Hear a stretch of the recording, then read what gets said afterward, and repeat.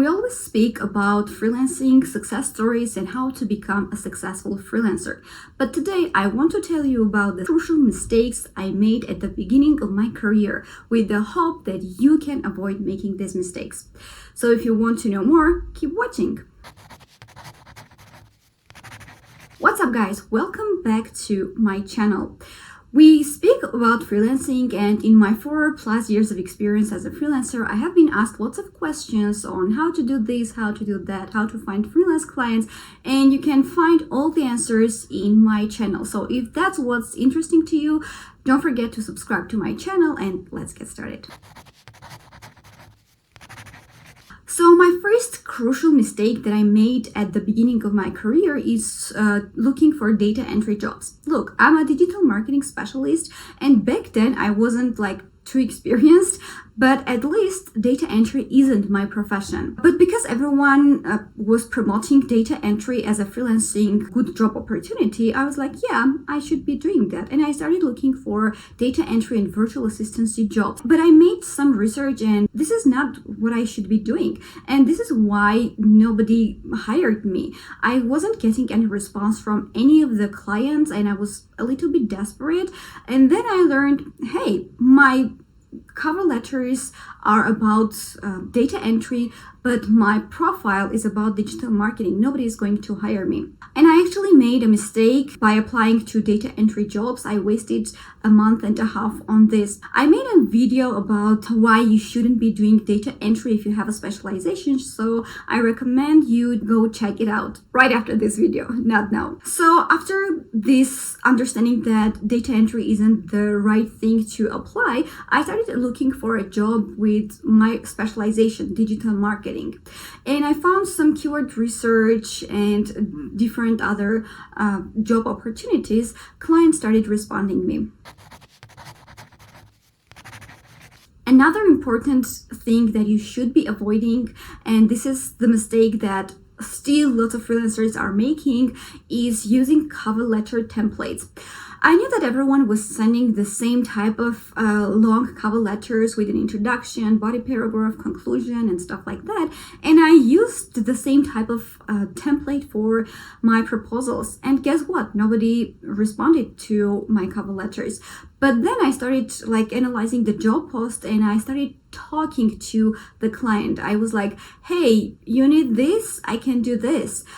I will help you with your marketing efforts and with a personalized note, okay? And then they started responding. This was the first happiness step, that the client was already interested in my profile. I was noticed, yay! So that was mistake number 2. Never use cover letters. And I'm saying that again, still lots of freelancers use cover letters. When I post a job, when clients ask me to help them with their hiring process, I see that lots of people are using the same cover letter template with starting, hey, so you are looking for a video editor. I have been editing videos for 5 years, hire me. And you are receiving tens of thousands of similar proposals, and you are like, none of them is a good fit for me, at least at this point when I'm looking for someone who understands my needs. Another mistake that I made is to take too much job at one time. Look, when you are a beginner, you want as much job as you can, because obviously your hourly rate is lower than an expert would get for the same time spent on the project. So that's when I started being a little bit more successful as a freelancer. I started applying to too many jobs, and when I got the job, I noticed that I don't have any time for myself. There was a day I worked for more than 10 hours a day, and when my sister asked me to go out, go here, go there, go to a cafe, I was already depressed because I don't have time and I'm not managing to do all the work that I have to do within the deadlines. I started yelling at her and saying that, I don't have time for that, I'm busy and stuff like that, and it kind of ruined my relationship with my sister. And luckily I didn't have a boyfriend back then. Now I do, and my boyfriend is really great at taking me out of depression, and I don't take too much job so that I have like the balance, life work balance. And I spend time with my family, with my boyfriend, without taking more work. Even if I see a good opportunity that could like earn a lot, I still think if that's a good job, if I can have my personal time with my loved ones. If no, I'm not taking it. Because sometimes clients ask you to have calls every day, every week, and you have to dedicate time. If it's just texting the client, sending them your weekly reports, that's easy. You can find time whenever. But if you have to make phone calls with them, like Zoom calls, video calls, that's taking lots of time. That's taking like, you need to be somewhere separate from your loved ones. And this means that it's time. And sometimes you can't even log this phone call times with your clients, because even if it's 10 minutes, it's still your time. Maybe you are planning something and you will be like, sorry guys, I can't join you because I have a call. And if you have 3-4 clients who ask you to call them every day, every week, that's a lot. Okay, so you don't want to ruin your relationship, you don't want to take too much job. If you think that you cannot handle all of the work, don't take it. That's my advice to you. What else I did wrong is to concentrate on one freelancing platform only. Upwork wasn't the first or the only freelancing platform that I started my career with, but for 1-2 years it was my main go-to freelancing platform. And over time I noticed that, hey, if I'm not like really okay with Upwork fees, with the paying connects, I don't have any other freelancing platform that I can refer to without spending much time. So over time I started concentrating on other freelancing platforms, making different experiments, and at least I have platform presence, so that whenever time comes for me to freelance on these platforms, I don't spend too much time on building my platform presence. For example, I'm new to Fiverr, but I should have had a Fiverr profile for a long time now. Even if it's not too active, I still need to have platform presence, so that whenever the clients want to hire you on these platforms, they see that you are not a complete beginner, and you will have like the justification that, you know, I didn't work on Fiverr, but I have lots of experience on Upwork, on LinkedIn, on Reddit. I'm not a newbie. Okay, you can still show this through your portfolio, through your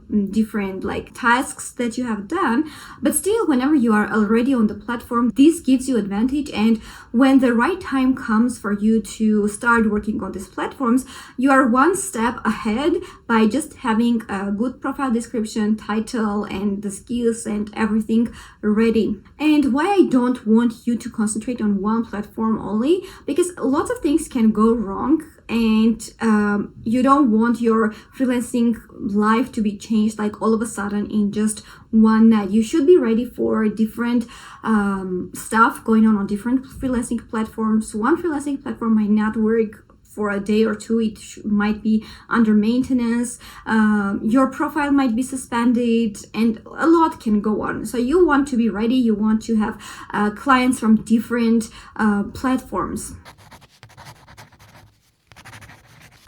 I also was too motivated and too desperate when I was getting started that I didn't ask questions about the job post. For example, once there was a guy who asked me if I have a certain experience in that field of digital marketing. I said yes, and I started like selling my skills. I started telling how awesome I am. I shared my portfolio with him, and he was like, okay, good, you're hired. And I was like, yay, I've got the job, perfect, money.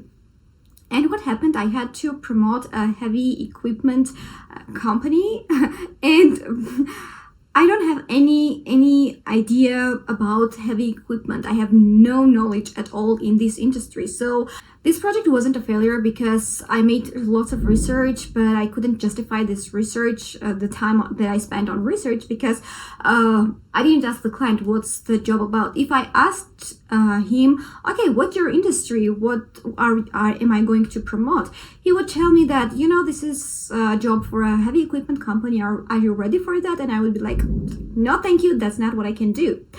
But I had to make some research for the project to be successful, and I don't, obviously no one wants to fail, right? I didn't want to fail, but it wasn't creative and it wasn't something that I would like really love to do. It was, yeah, money, but still, I don't know. I should have asked the client about the job. It's not about you might be skilled in one aspect of doing your job, but it could be about different things that a client asks you. So you want to know specifically what is the product, what is the project about. My hair is always messy, you know.